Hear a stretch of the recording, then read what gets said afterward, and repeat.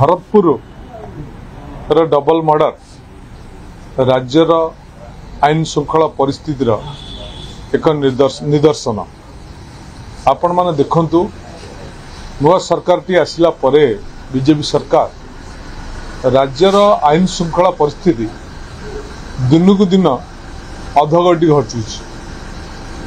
वर्तमान सुधा प्राय 20,000 रु ऊर्ध्व निखोज केस विभिन्न थाना रे रेजिस्ट्री होईची एवं बीजेपी सरकार आइला परे 54 जन महिला गण दुष्कर्मर शिकार होईचंती।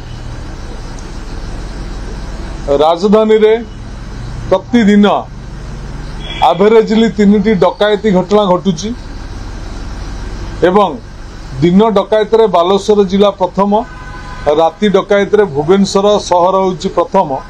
ये होउची राज्यर आईन श्रृंखला परिस्थितिर स्थिति एवं ये स्थिति उपजिवार कारण पुलिस विभाग रे अत्यधिक मात्रा रे राजनैतिक हस्तक्षेप कारणरू एवं सरकारंकर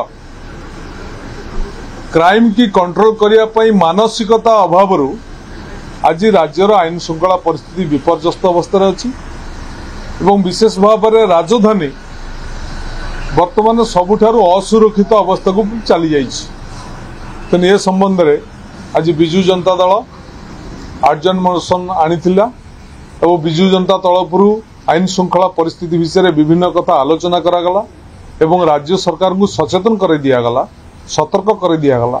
ओडिशा राज्य रे जो बुढ़ी भाव में नारी निर्यातना बढ़ुची, शिशु अपहरण बढ़ुची एवं राज्यर आईन श्रृंखला परिस्थिति विपर्यस्त होउची से संबंध में सजग नहले आगामी दिन में जन असंतोष वृद्धि पाए।